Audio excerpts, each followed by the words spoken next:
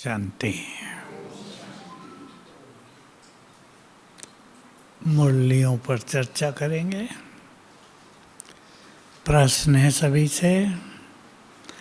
ब्राह्मण जीवन की यात्रा सुखद हो जाए,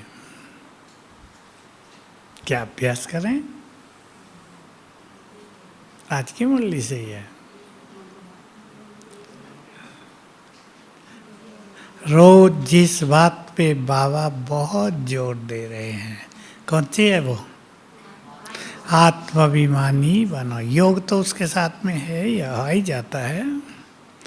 मन मना भव का मंत्र जिससे सब कुछ मिलता है, पर मन मना भव होने के लिए भी आत्माभिमानी होना आवश्यक होता है। ये बात सबको ख्याल रहे। इसलिए बाबा ने, देखो भक्ति में भी कहते हैं भगवान को याद करो।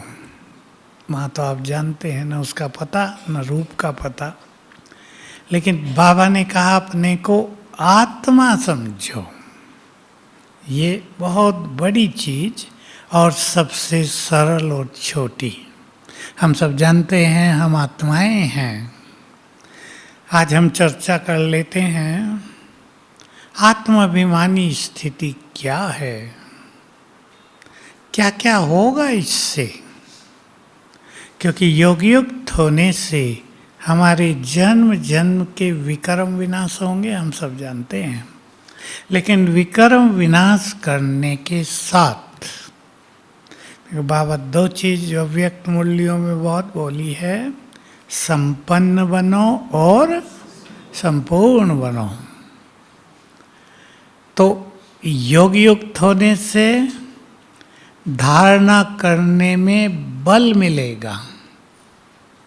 जो बाबा की इम्पोर्टेंट धारणाएं हैं वो सहज धारण हो जाएंगी, चाहे वो प्योरिटी हो, संतुष्टता हो, सच्चा सुख हो, जितने भी दैवी गुण हैं, चाहे विकारों को छोड़ना हो, वो सब योग बल से ही सहज संभव होगा। अगर योग नहीं तो एक एक धारणा को अपनाने में मेहनत लगेगी। मान लो सहनशील बनना है, कभी बनेंगे कभी नहीं। इसलिए योग की शक्ति तो परम आवश्यक है। अब हम चर्चा करेंगे आत्माभिमानी होने पर। देवता भी आत्माभिमानी हैं। प्रैक्टिस करेंगे, मैं आत्मा हूँ, ये शरीर है, बोलो करेंगे? नहीं। प्रैक्टिस कैसे करेंगे, वहाँ ज्ञान ही नहीं है। आत्माभिमानी है देवता, इसका अर्थ है कि आत्मा के जो सारे गुण हैं वो जीवन में धारण रहेंगे। प्रैक्टिस नहीं होगी। वो तो बाबा कहता है उन्हें ख्याल होगा हम आत्मा शरीर छोड़ के जाते हैं। वो तो कलयुग में भी लोग कहते हैं जब कोई मरता है भाई आत्मा निकल गई है, कहते हैं या नहीं? लेकिन ज्ञान अलग चीज है। तो हमें आत्माभिमानी भी होना है, अशरीरी भी होना है। अशरीरी देह से न्यारे। अब बाबा का एक महावाक्य याद करें, जो जितने देह से न्यारे वो उतने ही बाप के भी प्यारे और सबके भी प्यारे। सोचना है, अपने को देखना है। अगर हमें सबका प्यार नहीं मिलता, घृणा फील होती है, तो कौन सी कमी रह गई? बोलो सहज बात। देह से न्यारे नहीं हुए। एक बात जो बहुत इम्पोर्टेंट है आपके घरों में, ये बहुत होता है ना, ज्ञान में चल गए तो लोग गड़बड़ करते हैं। एक भाई बताए थे, बच्चों ने एक दरवाज़ा बंद कर दिया जहाँ से भाई बहनें आते थे गीता पाठशाला में। तो विरोध होता है। प्यार हो, भावनाएं हो, सम्मान हो, तो देह से न्यारे होने की बहुत अच्छी प्रैक्टिस करनी है। एक दो प्रैक्टिस जो सबको बहुत अच्छी तरह करनी है। एक, आत्मा के स्वरूप को बुद्धि के नेत्र से देखना।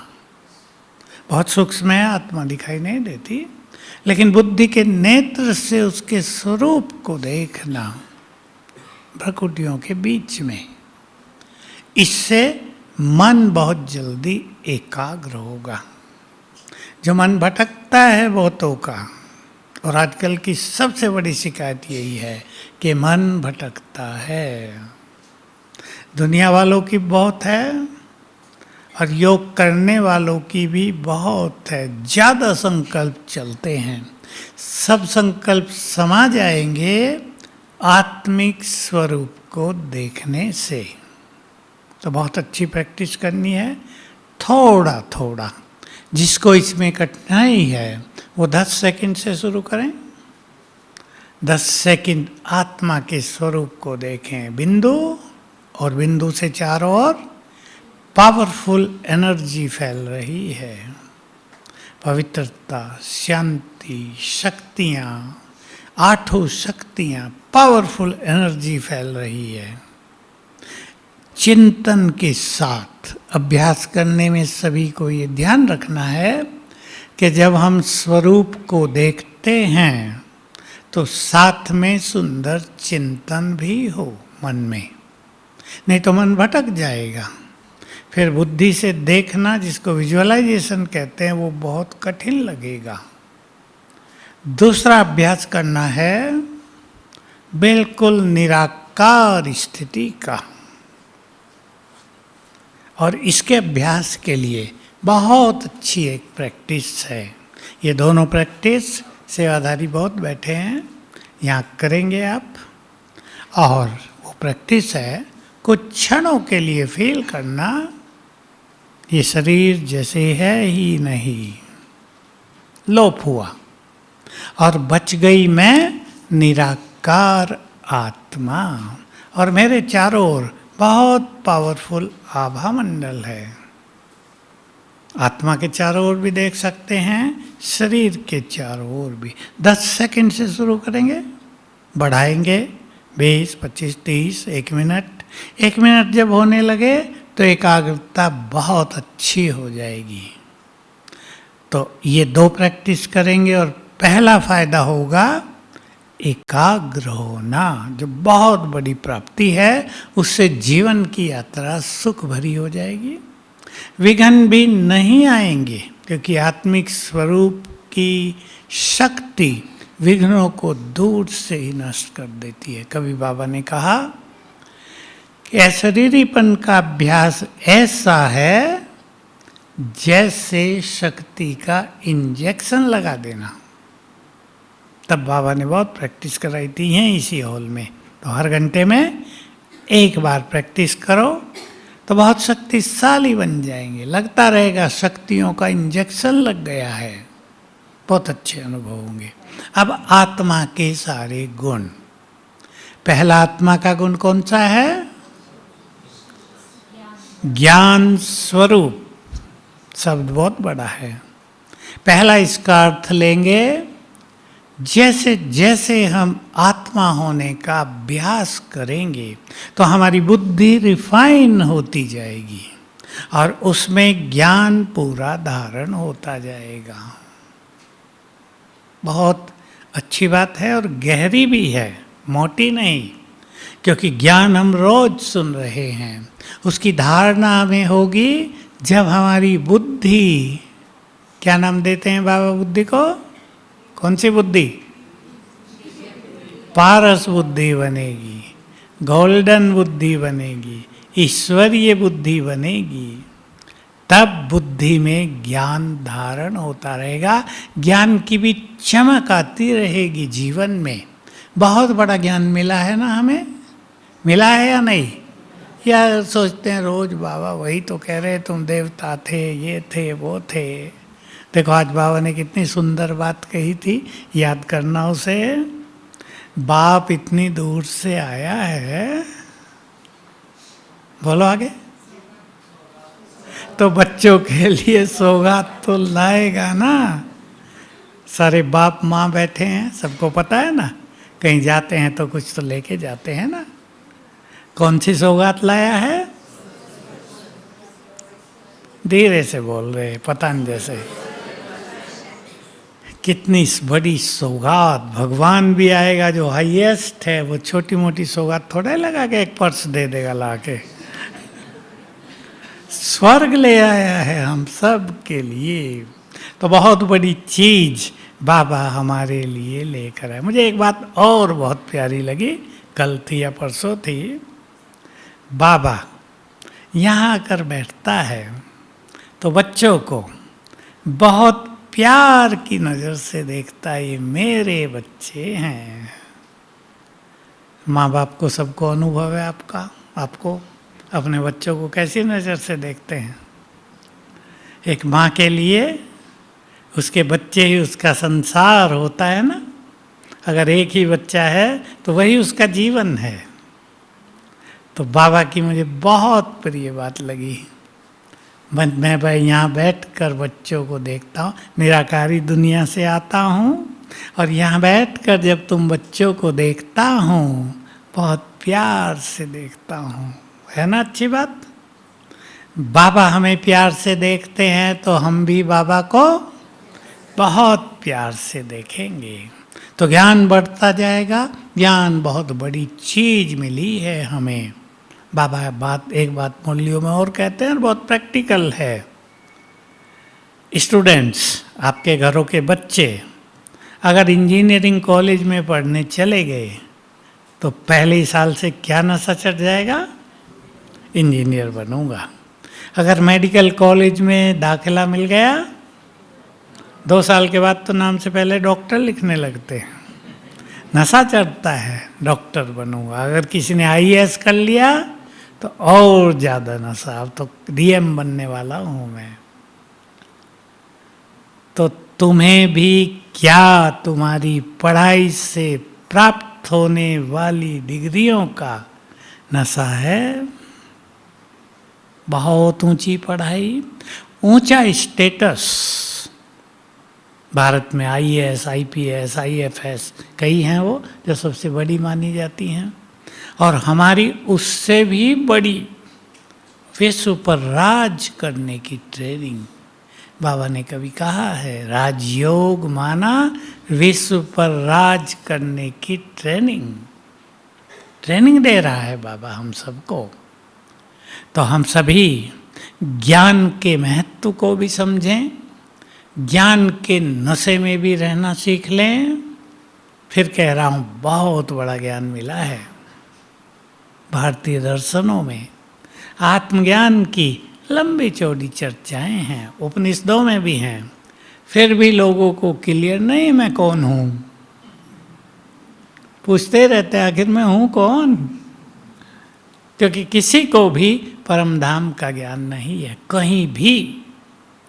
यही नहीं पता कहाँ से आए हैं, मुक्त होकर कहाँ जाएंगे, भिन्न भिन्न मत है। कोई कहेगा लीन हो जाएंगे, कोई कहेगा परमानंद में रहेंगे, कोई कहता है वहाँ कोई आनंद शांति कुछ अनुभूति नहीं है, बस शून्य अवस्था है। तो ज्ञान को भी उतनी ही वैल्यू से समझें सुने जितनी इसकी वैल्यू है। गीता का 2रा अध्याय आत्मज्ञान से भरा हुआ है। सारा आत्मज्ञान तो नहीं है पर काफ़ी है। लेकिन क्या कोई भी गीता पढ़ने वाला आत्मिक स्वरूप में स्थित होने का अभ्यास करता है? आप में से किसी ने कभी पढ़ी हो? लोग पाठ कर लेते हैं, बस एक अध्याय का पाठ कर लिया, काम पूरा हो गया, बहुत अच्छा, हम गीता पाठी हैं। गीता पाठी होना तो अच्छा है, लेकिन गीता धारण करने वाले भी तो होने चाहिए या नहीं? और बाबा के ज्ञान की ये विशेषता कि वो प्रैक्टिकल हर चीज की प्रैक्टिस कराते हैं। तो ये आत्मा की प्रैक्टिस आत्मा को बहुत सुख देती है। तो हमारा ज्ञान बढ़ेगा, जितना जितना आत्मा होने की प्रैक्टिस करेंगे ज्ञान की सूक्ष्मता समझ में आएगी, ज्ञान की सुंदर बातें भी कैच होंगी। नहीं तो बहुतों को ये पकड़ में नहीं आता कि बाबा ने कौन सी बात कब कह दी है। दूसरी क्या विशेषता है आत्मा की? ज्ञान स्वरूप है। फिर क्रम से बना दो, बता दो। शांत स्वरूप है। आत्मा का अभ्यास करने से शांति बहुत बढ़ेगी। क्या घटेगा? क्रोध, अशांति भी घटेगी, टेंशन भी घटेगी। ये चीज़ अशांत करती है ना, टेंशन, कोई समस्या आ गई, बोझ आ गया मन पे, तो भारी कर देती हैं, अशांत कर देती हैं। तो बहुत अच्छी तरह इस बात को स्वीकार करना है कि मेरा असली स्वरूप, मेरा असली स्वभाव, मेरा बहुत बड़ा गुण शांति है।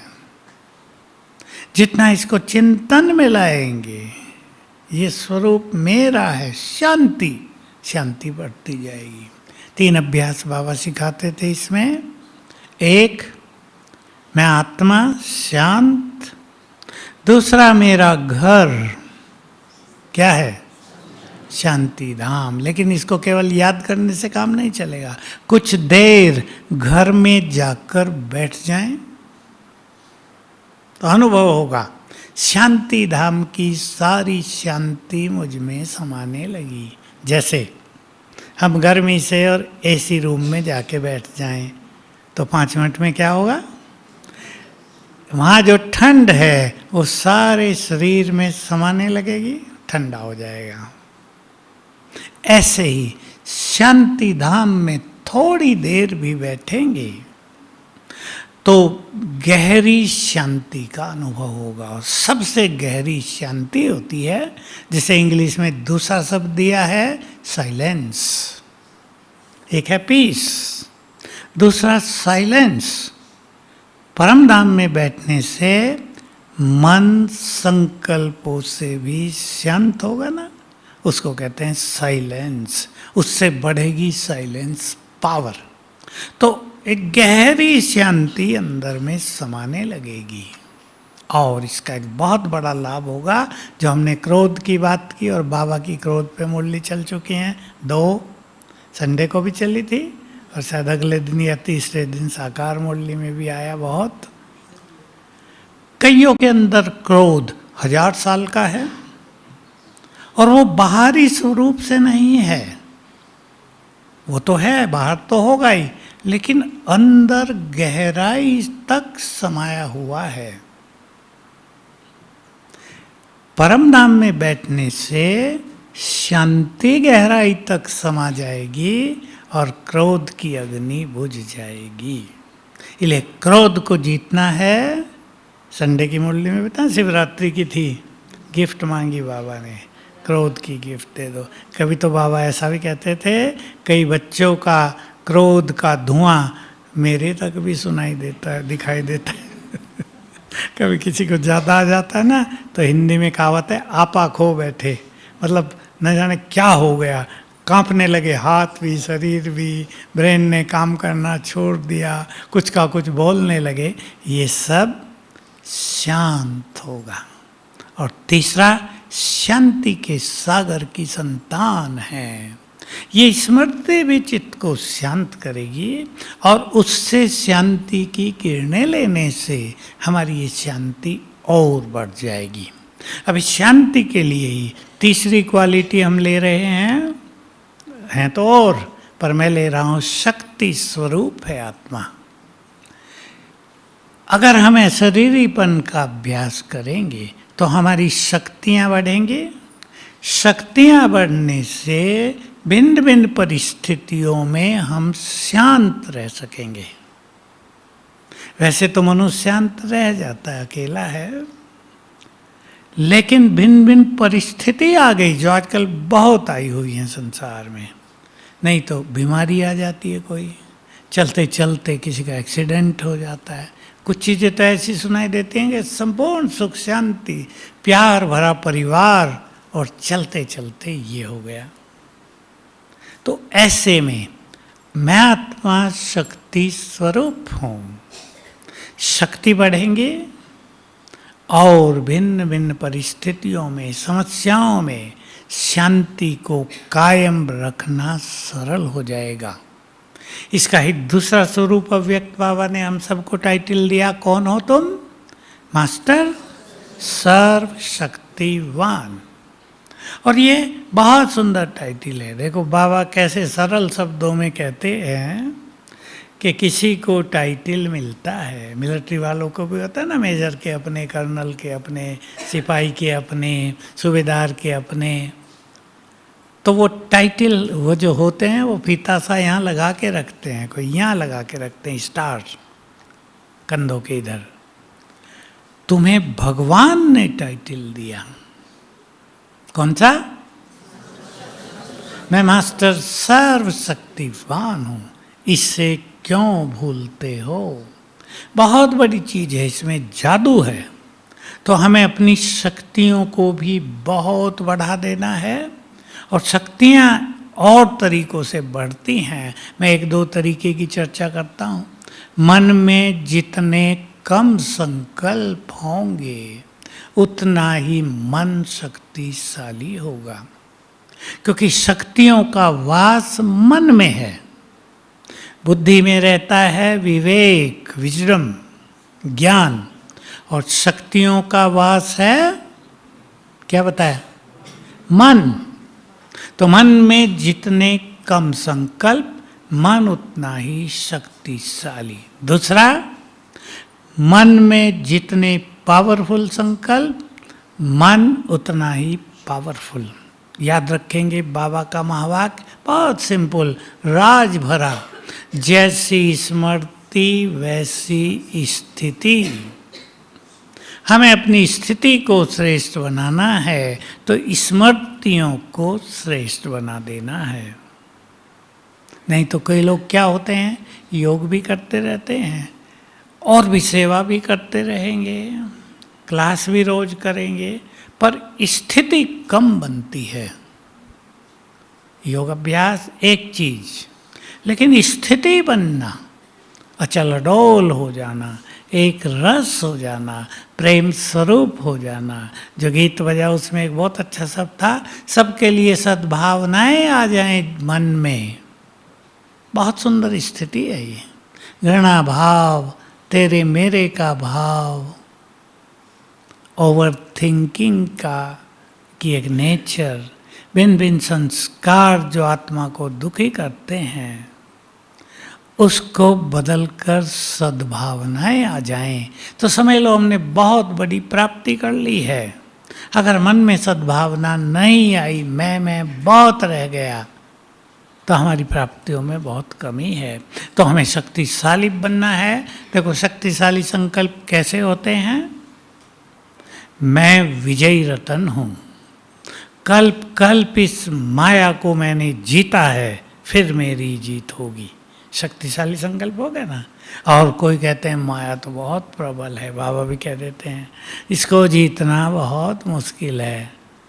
भक्ति में, संन्यास में भी लोग कहते रहे। तो पावरफुल संकल्प उठते नहीं, इसलिए बाबा ने अपनी शिव शक्ति सेना को पावरफुल संकल्प दे दिए। तो मास्टर सर्वशक्तिवान हो। कितनी बड़ी बात कही एक दिन साकार मुरली में, मैंने भी सुनी तो मुझे ऐसा लगा इतने सालों में पहली बार ये बात सुनी। मैं सुनाता हूँ क्लासेस में। तुम धरती के चेतन सितारे हो, तुम नक्षत्रों से भी महाबलवान हो। नक्षत्र माना ग्रह इनका असर होता है, जिसमें सारा ज्योतिष विद्या है। तुम उससे भी पावरफुल हो।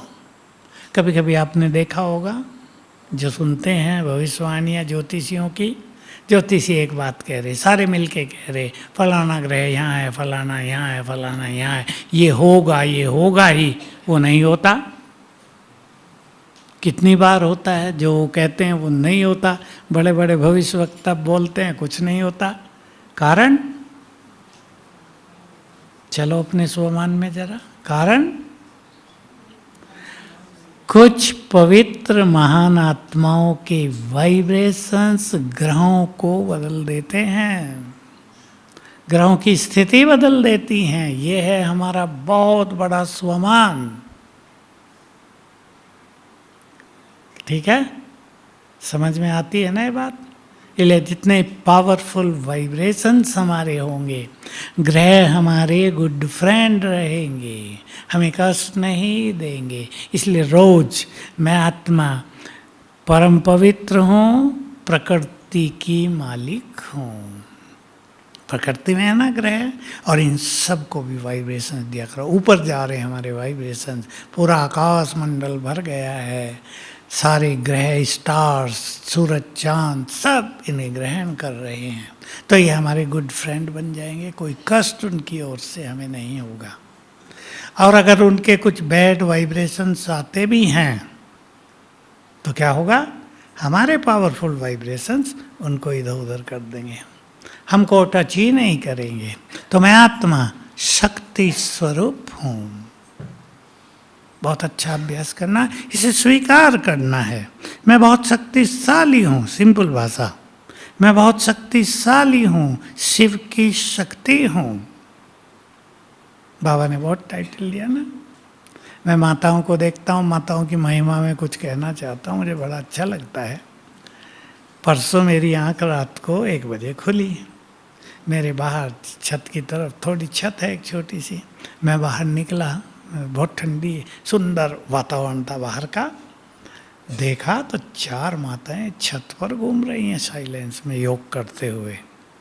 वाह! एक दिन 3 बजे उठा, मैं सोचा बाहर घूम के योग कर लेता हूँ।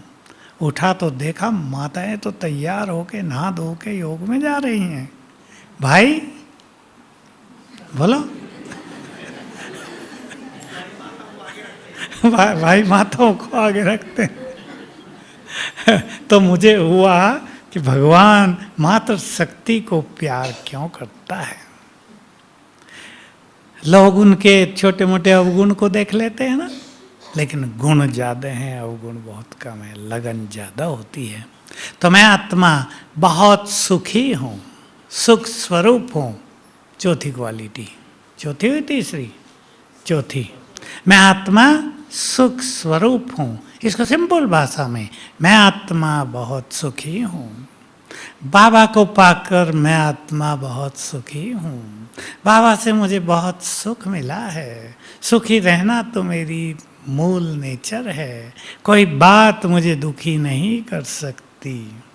चिंतन, चिंतन परम आवश्यक है। बहुत ध्यान देंगे सभी इस बात पर। और शक्ति स्वरूप के बारे में भी, और सुख स्वरूप के बारे में भी, शांत स्वरूप के बारे में भी। जितनी ये चीज़ें हम स्वयं में भरेंगे, आने वाले समय में हम दृष्टि से वाइब्रेशंस देकर लोगों के दुख दूर कर सकेंगे। शांति की शक्ति भरी होगी तो उनके भटकते मन को, टेंस माइंड को, परेशान दिमाग को शांत कर देंगे। विघ्न बहुत आ रहे हैं किसी को, और वो आपके सामने आ गया, और आप बहुत शक्तिशाली हैं, तो आपके वाइब्रेशंस दूसरों को विघ्नों से मुक्त करेंगे। ये खेल चलने वाला है। 3 दिन पहले ही बाबा की मुरली में एक बहुत सुंदर और बात आई। जिन्होंने नोट नहीं की वो नोट कर लेंगे। भगवान भक्तों का रक्षक है, लोग कहते हैं। मैं भक्तों का रक्षक हूँ, लेकिन तुम भी भक्तों के रक्षक हो। आई याद? कौन है हम? कौन है हम? नहीं और कुछ। वही तो देवियां हैं जिनकी पूजा होती है, तो उनके पास तो जाते हैं भक्त, हमारी मदद करो, हमारी रक्षा करो, हमें बचाओ। तो बाबा याद दिलाते हैं तुम कितने बड़े हो, छोटे नहीं हो। तो अपनी रक्षा की भीख नहीं मांगनी है, अपनी रक्षा के लिए शिव बाबा से पुकार नहीं करनी है। बाबा याद दिलाएगा तुम भी भक्तों के रक्षक हो। और कब बाबा ने इसमें और टाइटल दिया है, तुम मास्टर विश्व रक्षक हो। तो चिंतन करते चलें इस तरह, अपने ईश्वरीय सुख को बढ़ाते चलें। बाबा ने कहा है अतीन्द्रिय सुख पूछना हो तो उन बच्चों से पूछो जो आत्माभिमानी होकर रहते हैं। आत्माभिमानी होने से जो परम सुख आत्मा को मिलता है वो बड़ा अलौकिक है, वही अतीन्द्रिय सुख है जो इंद्रियों से परे का सुख है।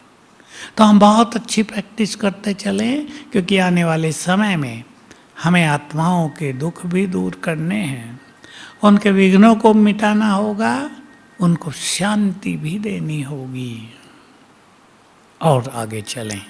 तो सुख के बारे में एक बात और ध्यान रखेंगे, मैं आत्मा सुख स्वरूप हूँ, मैं आत्मा बहुत सुखी हूँ, मेरे सुख को मुझसे कोई छीन नहीं सकता। मैं आत्मा शांत हूँ, मेरी शांति को कोई परिस्थिति, कोई बात नष्ट नहीं कर सकती। एक बाबा की बात और याद दिला दो जो हम सब के बहुत काम की है, अव्यक्त मूल्य की है, संडे की। बातें सामने आती हैं, वही तो समय होता है विजयी बनने का। सब इस पे ध्यान देंगे। बातें तो आपके घरों में बहुत आती हैं, संगठनों में भी आती हैं, हमारे पास भी आती हैं, लेकिन बातें आई और मुझे उसमें अधिक से अधिक नंबर लेने हैं। बच्चे करते हैं ना, भाई पेपर देना है, अधिक से अधिक नंबर लेने हैं। हम भी याद रखें, परीक्षाएं आएंगी, अब बातों को परीक्षा मान लें, परीक्षा आएगी, उसमें कई क्वेश्चंस होंगे, लेकिन मुझे मैक्सिमम मार्क्स लेने, अधिकतम नंबर लेने हैं। अगर परीक्षा ही ना आए तो रिजल्ट कैसे आउट होगा? हम जानते हैं ना, रोज हर साल सब आपके बच्चों का रिजल्ट आउट होता है ना, हमारा भी रिजल्ट फाइनल में अंत में आउट होगा, तो परीक्षाएं तो देनी पड़ेंगी ना। बिना परीक्षाएं नंबर आ जाएंगे क्या? तो किसने अपनी स्थिति को भिन्न भिन्न बातों में अचल अड़ोल बनाया, एक रस रखा, अपनी स्थिति को बिगड़ने नहीं दिया, इस पर नंबर बहुत मिलेंगे। और चलें आत्मा का गुण, मैं आत्मा पवित्र स्वरूप हूँ, प्रेम पर भी आते हैं, मैं आत्मा पवित्र स्वरूप हूँ। देखो अशरीरी होने से आत्मा जैसे ही अनुभव करेगी, मैं आत्मा इस देह से न्यारी हूँ, मैं आत्मा इस देह की मालिक हूँ, मैं आत्मा स्वराज्य अधिकारी हूँ, कर्मेंद्रियों की मालिक हूँ, तो कर्मेंद्रियां जीत बनते जाएंगे। कई धर्म और संप्रदायों में, भारत में कर्मेंद्रियां जीत बनना उनका मुख्य लक्ष्य है, पर उसकी विधि क्या है ये नहीं पता।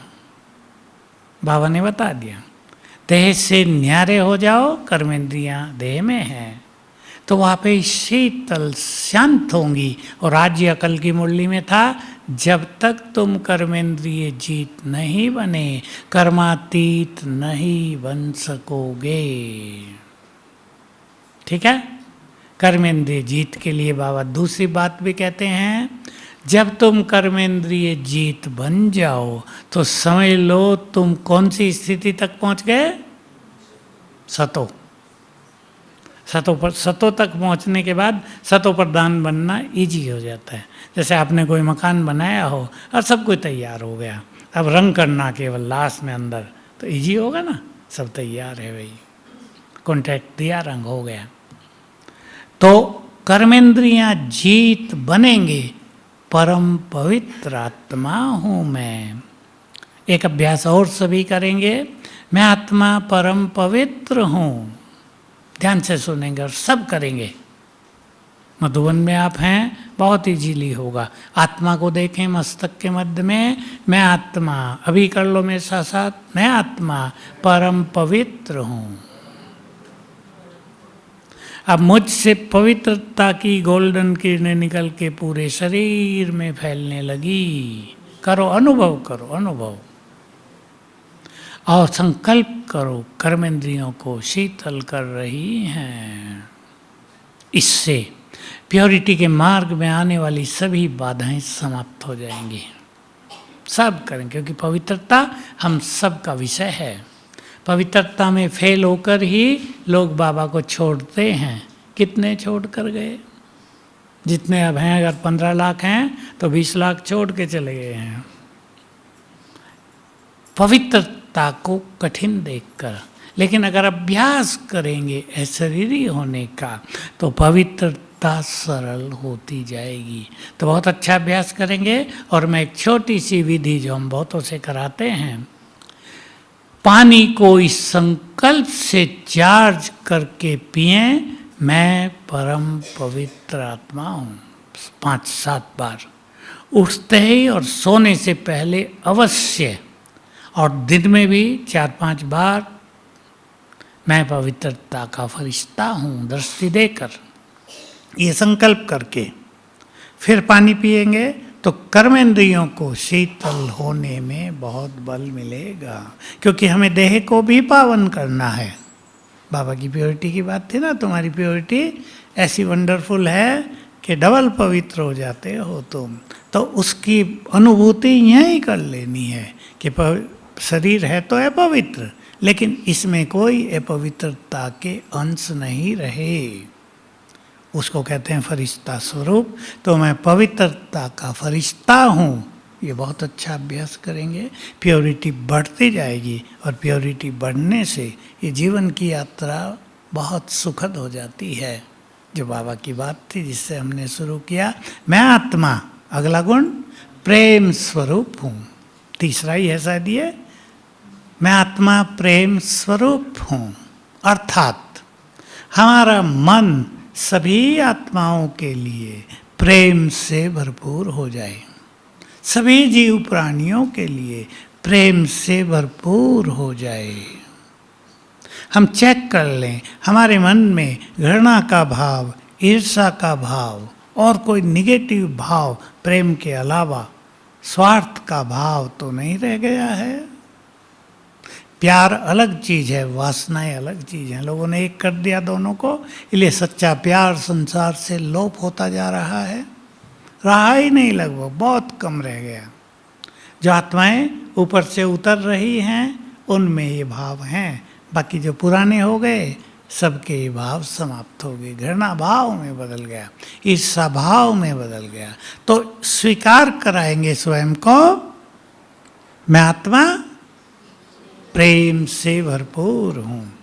और संकल्प किया करेंगे, मुझे सभी के लिए बहुत प्यार है, जीव जंतुओं के लिए भी। प्राचीन काल में आप सुनते हैं कई ऋषियों के आश्रम में शेर भी आके बैठ जाते थे। जिनके घरों में डॉग्स हैं, कुछ बहनें रखती हैं, ज़्यादा विदेशों में तो हर एक के घर में। भारत में गॉड, आगे आप सोच लो, विदेशों में घर घर में डॉग। तो आप देख सकते हैं बिल्ली और डॉग बहुत होते हैं वहाँ। कहीं कहीं तो दोनों को ही रख लेते हैं, फ्रेंडशिप हो जाती है दोनों की। मनुष्य के वाइब्रेशंस डॉग में भी दिखाई देंगे। तो अगर हम ये संकल्प करेंगे, सभी जीव प्राणी, उन सब के लिए मेरे मन में निर्मल प्यार है, तो वो आपको कष्ट नहीं पहुंचाएंगे। सांप भी नहीं कष्ट देगा कभी, देखते ही आपको चला जाएगा। तो बहुत बड़ी चीज है ये प्रैक्टिस करना। और एक रह गया, मैं आत्मा, लास्ट वाला, आनंद स्वरूप हूँ। आनंद का अर्थ होता है जब बहुत ज़्यादा मन खुशी में झूमने लगे। कई लोग खुश रहते हैं, कई लोगों के लिए लाफिंग क्लब खोले हैं, हंसाओ भाई। वैसे तो हंसना भूल गए, तो हा हा करके जोर जोर हंसो, ताकि ये जो ब्रेन की नसें हैं थोड़ी खुलें। लेकिन एक है लाफिंग, हंसना, दूसरा है हैप्पीनेस, खुशी, स्माइलिंग, वो अंदर की चीज़ है। तो हम खुशी में रहने वाले संकल्प किया करें। खुशी बनावटी नहीं आती, खुशी जबरदस्ती नहीं लाई जा सकती। बाबा की मुरलियों में आया, आजकल में ही आया, बच्चे विचार करो, जिसको तुम पूछते थे वो सामने बैठा है। बहुत आती है ना। तो नशा भी और खुशी भी, नशा और खुशी जब दोनों मिल के आगे बढ़ते हैं तो परम आनंद रहता है आत्मा को। तो हम चेक कर लें, कोई भी चीज हमारी इस अलौकिक खुशी को छीनती तो नहीं है, छीनती हैं। और वो छीनने वाली सबसे छोटी और सबसे मोटी बात है बातें। घर में कुछ भी बातें हो गई, किसी ने कुछ बोल दिया, खुशी समाप्त। तो बाबा ने इस पर बहुत सुंदर सुंदर बातें हम सबको कही हैं। संडे की मुरली में भी था, कुछ भी हो जाए खुशी न जाए, प्राण चले जाएं खुशी न जाए, बातें बड़ी नहीं हैं तुम बड़े हो। बातों पर बहुत ध्यान देना है। जब मनु सुनता है फलानी बहन फलाना भाई मेरे लिए ये बोल रहा है, तो चिंतन निगेटिव हो जाता है, खुशी समाप्त हो जाती है। लेकिन हम इन बातों को जल्दी से जल्दी खत्म करना सीखें। और बातों को खत्म करने के लिए ज्ञान की कोई अच्छी बातें। और एक बहुत सुंदर चीज बाबा ने हमें सिखाई है, सत्यता की शक्ति। हम खुद तो जानते हैं ना मैं क्या हूं। मान लो हमने कोई गलती नहीं की और 4 लोग बोल रहे हैं, शिकायत आपकी कर रहे हैं, इसने ये गलती की, ये की। लेकिन अगर हमें पता ही है कि मैंने नहीं की, हमें तो पता है ना, तो हम अपनी स्थिति को अचल अडोल रख सकेंगे। इसमें कई लोगों को ये होता है कि सत्य होते भी उन्हें अपने सत्य में विश्वास नहीं होता, और किसी ने कुछ कह दिया तो स्थिति डगमगा जाती है, मैं ऐसा हूं ही नहीं और लोग बहुत बोलते हैं। अरे हूं ही नहीं तो बोलने दो ना। सत्यता स्वतः ही प्रत्यक्ष होगी, बाबा ने कह दिया। असत्यता के काले बादल बिखरेंगे, सत्यता का सूर्य उदय हो जाएगा। बहुत सुंदर ये महावाक्य है, बहुत सुंदर है। सत्यता में शक्ति है। बोलो किसको याद है आगे? स्वयं सिद्ध होने की। इसलिए हम अपनी खुशी को बढ़ाते चलें, आनंद तक ले चलें उसको, खुशी और नशे को जोड़कर, और सुंदर संकल्प रखें ताकि हमारी खुशी छोटी छोटी बातों में नष्ट न हो। बातें बहुत छोटी, खुशी बहुत बड़ी प्राप्ति है। खुशी भगवान की देन, बातें तो छोटी संसार की चीज़ें हैं। हम अपनी खुशी को महत्व देंगे तो परम आनंद की स्थिति प्राप्त होगी। ठीक है, तो आत्माभिमानी होने की प्रैक्टिस करेंगे। कल से ही कर देना, घंटे में 1 बार जरूर ये अच्छा चिंतन। ओम शांति।